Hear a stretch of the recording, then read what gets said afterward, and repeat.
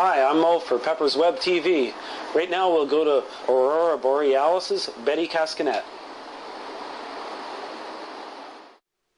Stained glass is quite popular with a lot of people and a lot of hobbyists do it. Can you explain anything that maybe somebody should look out for, whether they're making stained glass pieces or whether they're purchasing?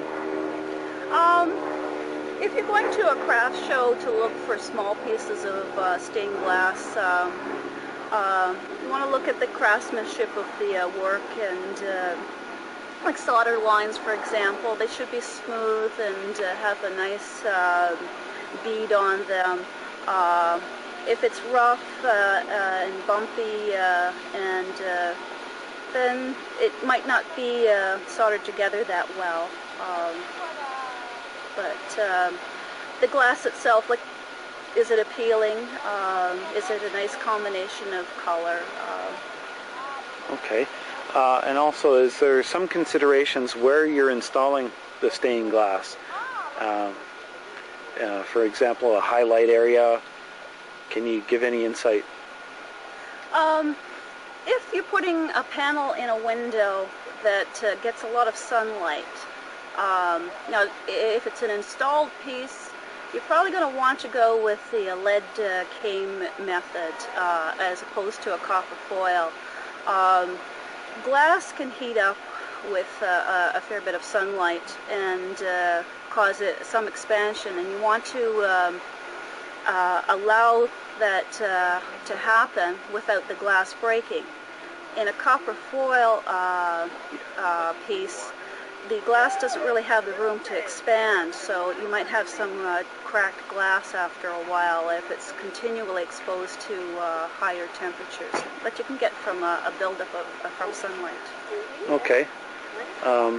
Can you name some benefits of somebody purchasing stained glass outside of the obvious, or actually tell me why somebody would want to buy stained glass art?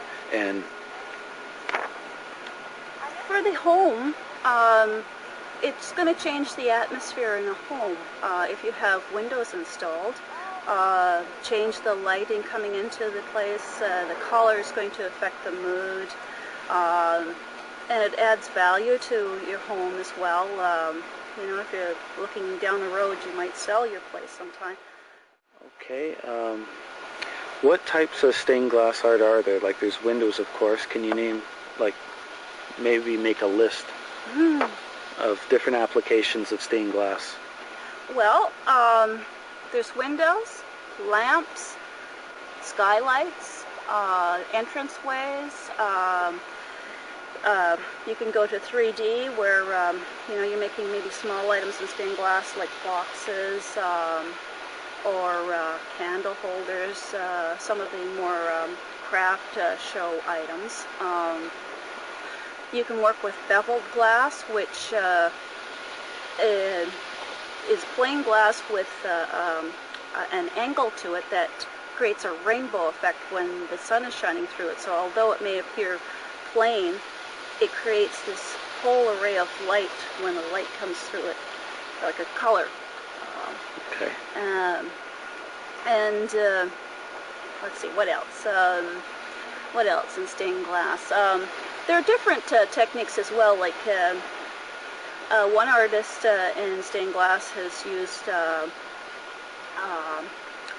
gold on the back, like gold leaf on the back, to create an effect. And you can paint on glass. It has to be kiln baked, of course, to endure. You can't just be any type of paint. It's got to be a glass paint and kiln baked to work. You can etch on glass. You can sandblast it to create an effect. These are all things that you can do in a stained glass piece to enhance the work. That's good. What services does Aurora Borealis encompass? Well, Aurora Borealis is a new business, and the main focus is stained glass, but I'm also able to do portraiture in various media, such as watercolor, pastel, either oil or chalk pastel, Conte, charcoal, graphite, acrylics. The only thing I'm not working in at the present time is oils because of the oils bother my. Okay. Okay, I think that's about it, unless there's anything you want to add. Whereabouts are you located? Oh, I'm located in beautiful Perry Sound. As you can see, there's the, I don't know if you can see it, maybe you can't. Oh, yes, you can. Part of the bay behind me, the big sound. And it's just gorgeous here. Warm.